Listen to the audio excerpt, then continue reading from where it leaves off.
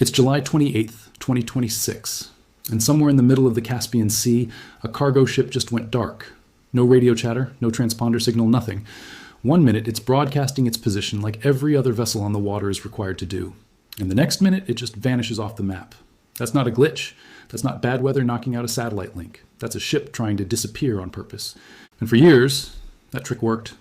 Ships would go dark, slip across the Caspian under the cover of silence, unload their cargo at a Russian port, and nobody outside of a handful of intelligence officers would ever know what was on board.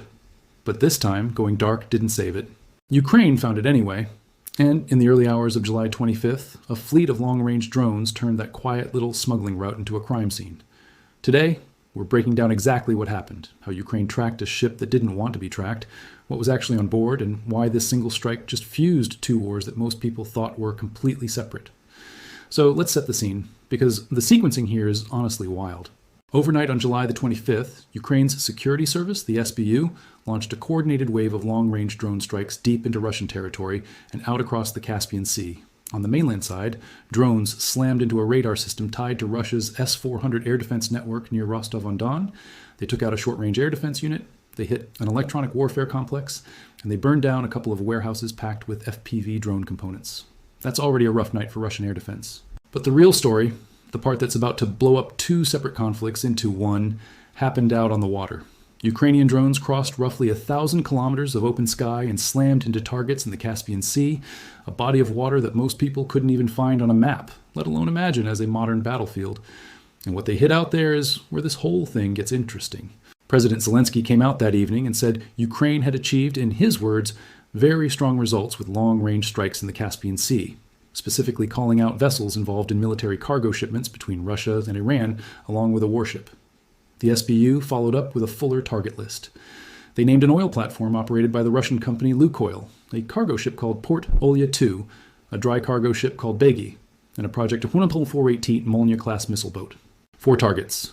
One night, 1,000 kilometers from the nearest Ukrainian launch point.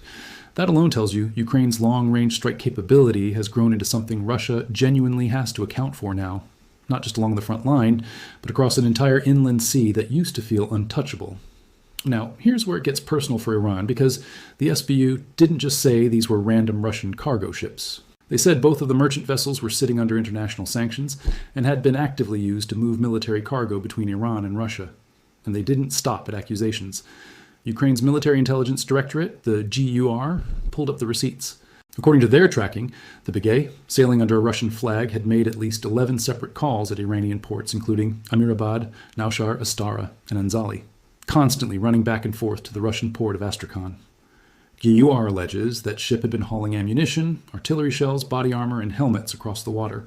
And here's the detail that really matters. Intelligence reporting says the crew would routinely switch off the ship's automatic identification system, the AIS transponder, specifically during those voyages between Iranian and Russian ports.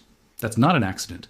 Every commercial vessel is required to broadcast its position constantly for safety reasons, collision avoidance, Coast Guard tracking, basic maritime law.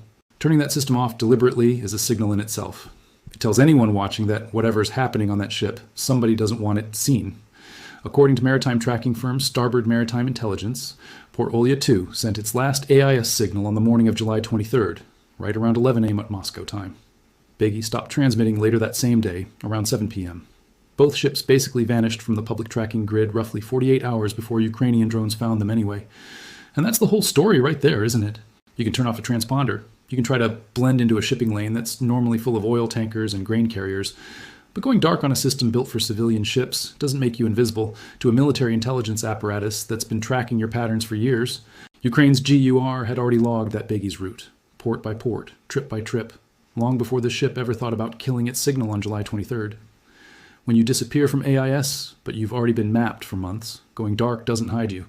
It just confirms you're doing exactly what everyone suspected. And GUR laid out something even bigger than just 2 ships.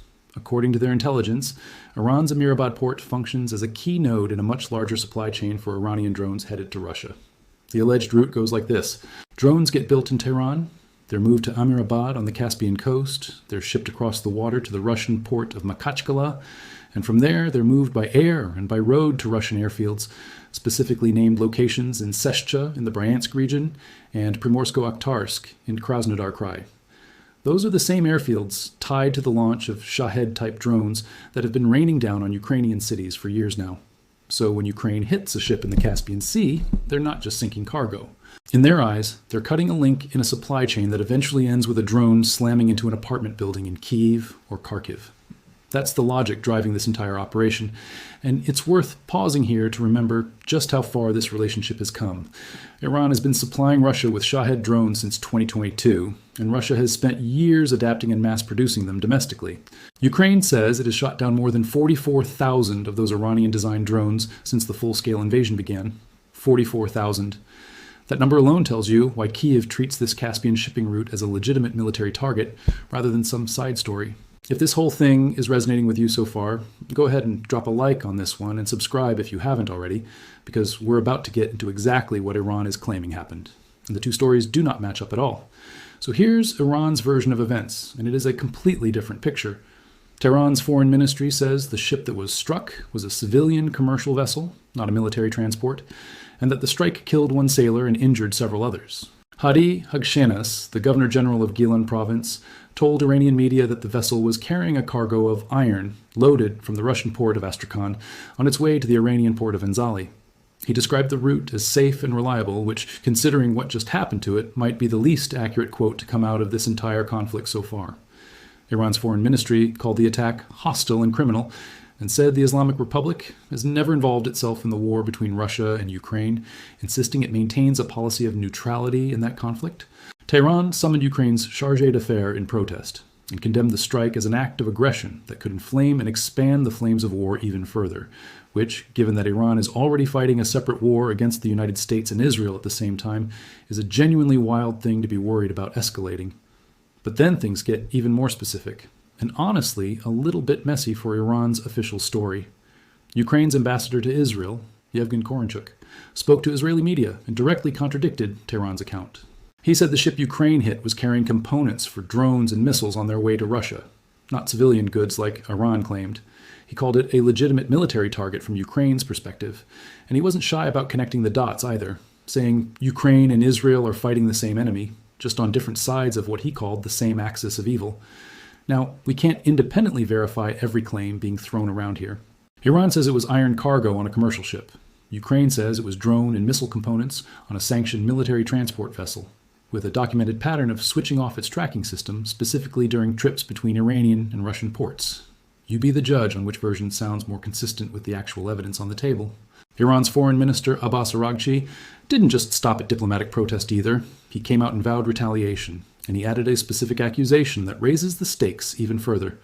Araghchi claimed the Ukrainian strike was carried out, in his words, at Israel's behest, effectively accusing Israel of directing or coordinating the attack through Ukraine. That's a significant claim, because it means Iran isn't just treating this as a Ukraine problem. They're folding it directly into the broader conflict they're already fighting against Israel and the United States. Think about what that means strategically. Iran is currently absorbing weeks of sustained American and Israeli strikes on its nuclear infrastructure, its military command centers, its ballistic missile launchers, and its drone storage facilities. And now, on top of all of that, they're accusing a third country, one that's separately locked in a brutal war with Russia, of teaming up with Israel to hit their Caspian Sea supply routes. If Iran actually follows through on retaliation against Ukraine while they're still absorbing strikes from the US and Israel, they'd be opening a fourth front in a fight they're already struggling to keep up with on three. And that brings us to something Zelensky said that honestly deserves its own conversation entirely, because it flips the entire relationship on its head. In his evening address, Zelensky didn't just talk about the Caspian Sea strikes. He revealed that Moscow has been actively coordinating with Tehran by providing satellite imagery of United States and Gulf military installations, specifically during the ongoing US-Iran war. He said Ukraine has recorded active Russian satellite surveillance of Gulf states and American military facilities located there since the beginning of July, and that these images subsequently show up in Iran's hands. He even got specific, saying surveillance conducted on July 19th and 20th covered air bases in Bahrain, Jordan, and Kuwait. Sit with that for a second. If that's accurate, Russia isn't just selling Iran weapons technology or buying drones off them anymore. Russia is functioning as Iran's eyes in the sky, feeding them targeting relevant imagery of the exact American bases that CENTCOM has been using to run strikes into Iranian territory for weeks. That's not passive support. That's active intelligence sharing between two countries that are each fighting their own separate war against forces backed by the United States. Russia gets bogged down fighting Ukraine. Iran gets bogged down fighting Israel and America, and somewhere in the middle, they've apparently decided that helping each other survive their respective wars is worth the risk of pulling both conflicts closer together. Now, let's rewind a little further back, because this Caspian Sea route didn't just appear out of nowhere. Iran has denied supplying Russia with weapons for use against Ukraine going all the way back to 2022, when the first reports started surfacing about Shahed drones showing up in Russian hands. Iran's foreign ministry issued statement after statement insisting there was no such shipment happening. But international observers, Western intelligence agencies, and eventually mounting physical evidence from downed drones recovered on Ukrainian soil told a very different story. By early 2024, a senior Ukrainian intelligence official was still publicly denying that Iranian ballistic missiles specifically had made their way to Russia, even as Reuters was reporting, citing informed sources, that Iran had exported around 400 ballistic missiles to Moscow. That gap between what officials say publicly and what's actually moving across the Caspian Sea has been a consistent theme in this relationship for years now. And it's exactly why Ukraine's intelligence services have spent so much time quietly building out shipping logs, port call records, and AIS pattern analysis on specific vessels like Begi, tracking them for months and years before ever pulling the trigger on a strike. This wasn't a lucky guess. This was the product of sustained intelligence work finally cashing in. This isn't even the first time Ukraine has reached into the Caspian Sea to hit targets tied to the supply chain. Back in May, Ukrainian forces struck a Project 22800 Karakurt-class missile corvette in the same waters. Ukraine has also previously hit Russian oil infrastructure out there too, striking the Filanovsky and Korshagin oil rigs, both operated by the Russian energy giant Lukoil, disrupting production at what's considered part of Russia's largest Caspian oil field.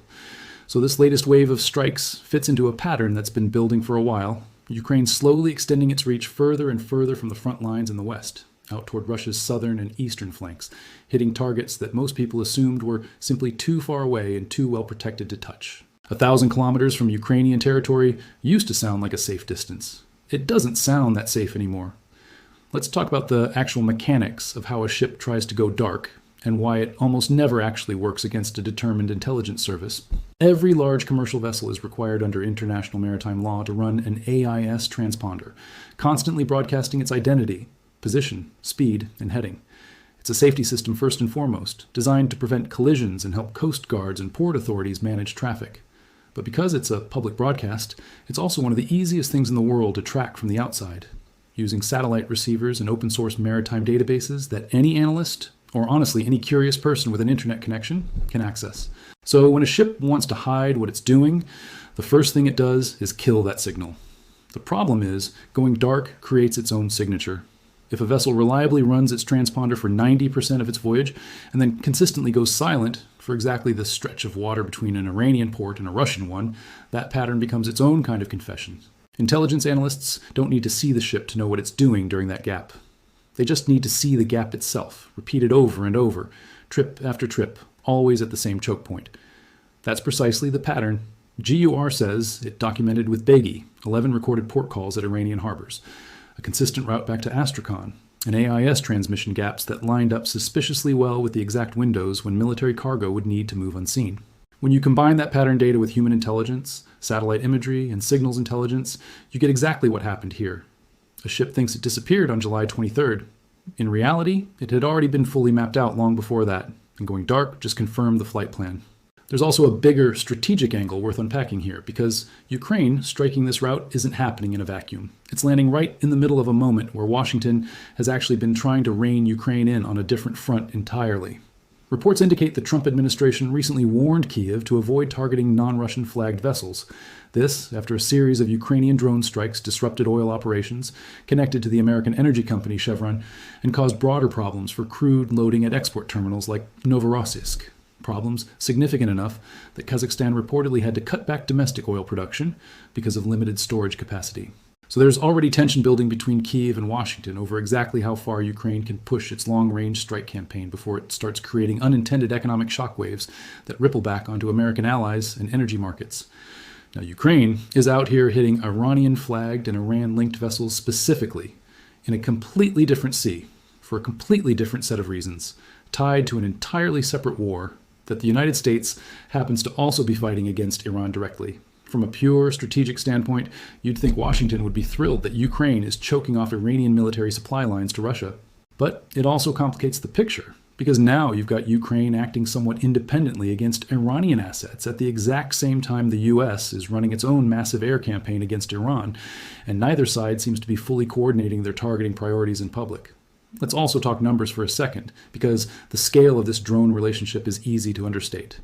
Kiev says it has shot down more than 44,000 Iranian-designed Shahed drones since the full-scale invasion began, and that figure only counts the ones that got intercepted.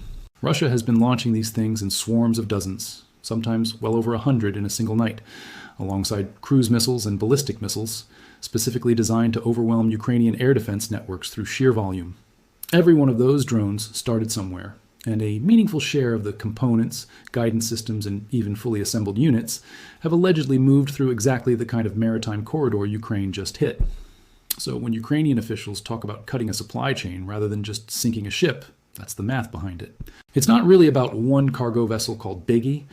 It's about disrupting a pipeline that's been feeding a drone campaign responsible for tens of thousands of individual attacks against Ukrainian cities over multiple years. It's also worth noting how this fits into the pattern of denial that's defined the Iran-Russia weapons relationship from the very beginning. Iran spent 2022 and 2023 flatly denying it was supplying Russia with drones at all, even as physical wreckage recovered from Ukrainian soil showed Iranian manufacturing markings and component signatures that were nearly impossible to explain away.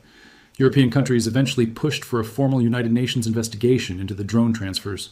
Iran's own mission to the UN sent letters insisting the accusations were baseless. And yet here we are in 2026, with Ukrainian intelligence naming specific ports, specific ships, specific routes, and specific onward destinations inside Russia, all while Iran is simultaneously claiming total neutrality in the Russia-Ukraine war.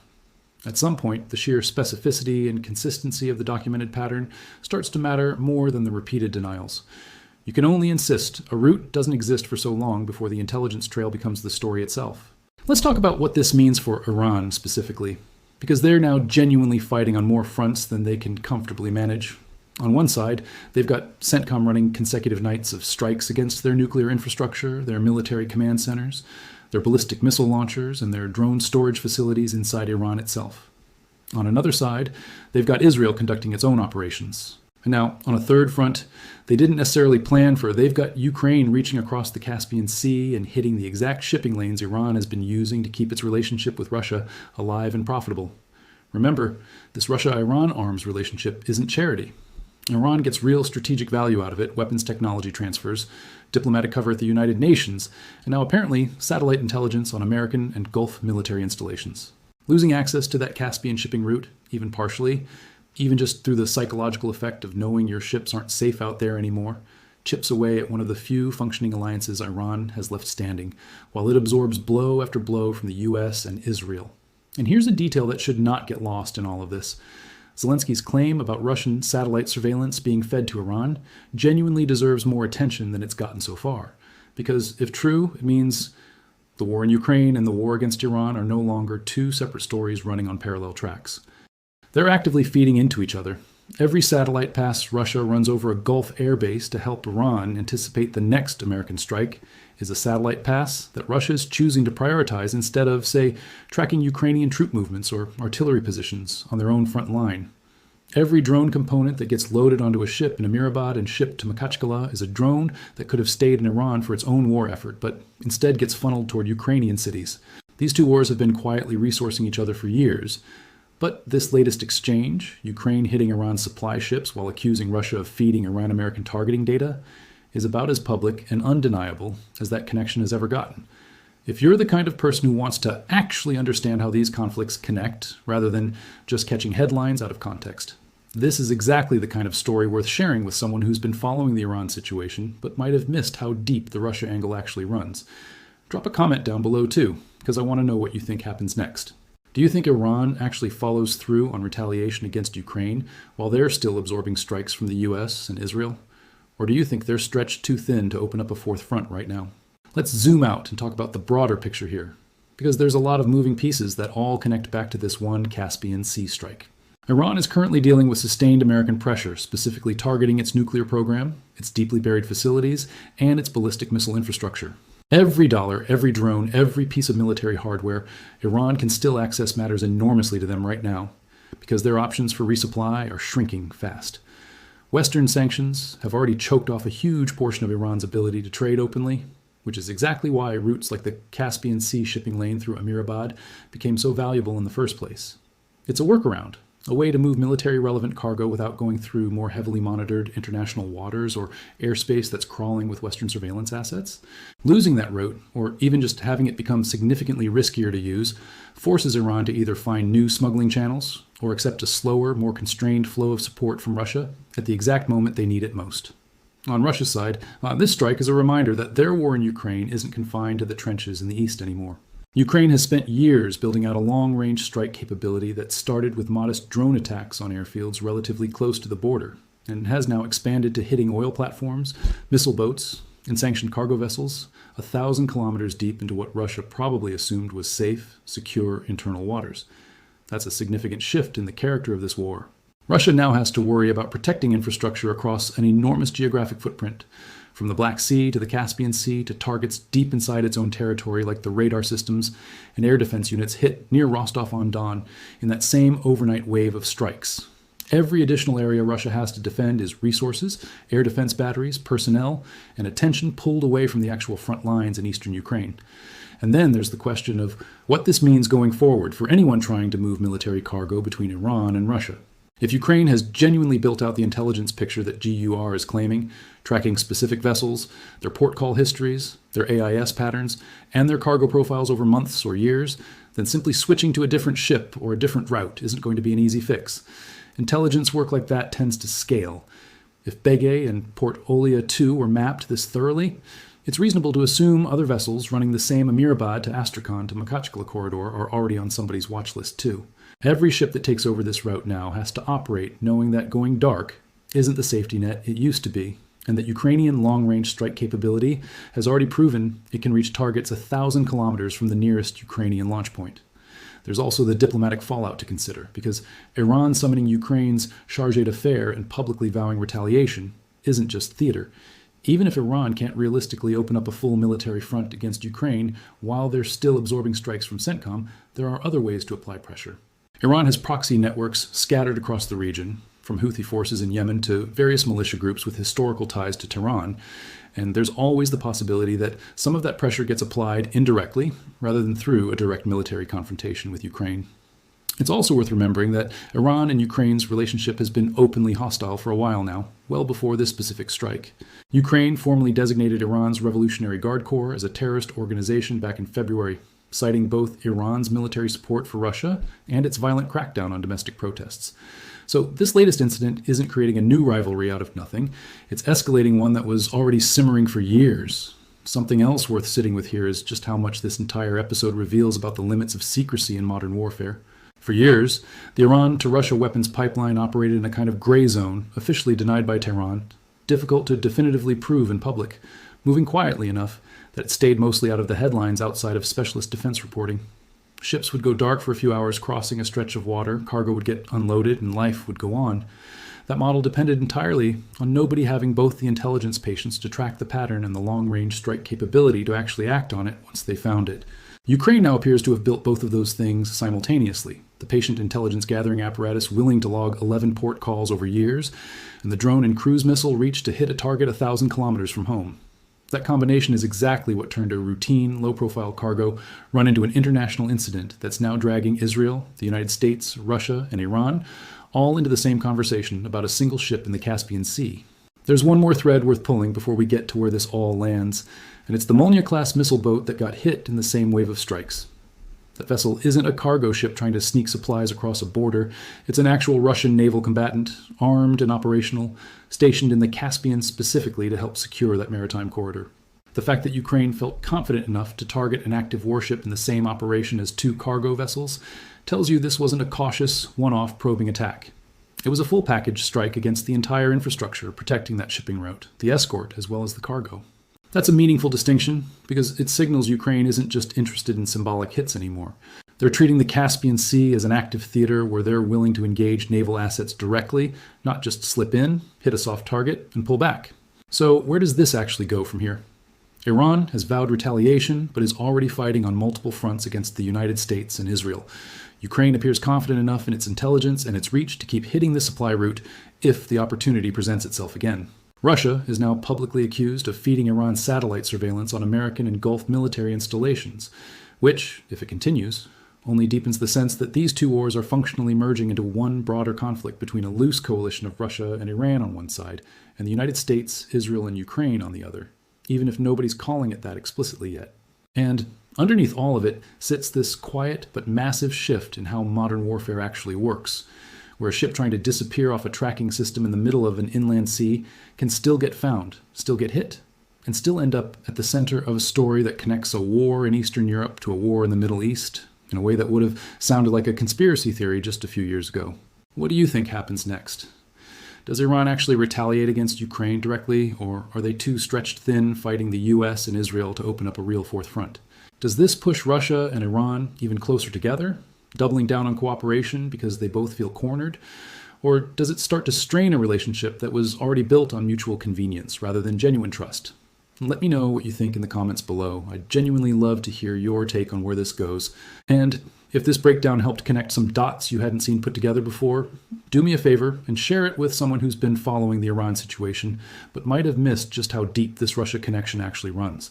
Make sure you're subscribed so you don't miss the next update. Because with strikes happening nightly on multiple fronts right now, this story is very much still moving. Thanks so much for watching, and we'll see you in the next one.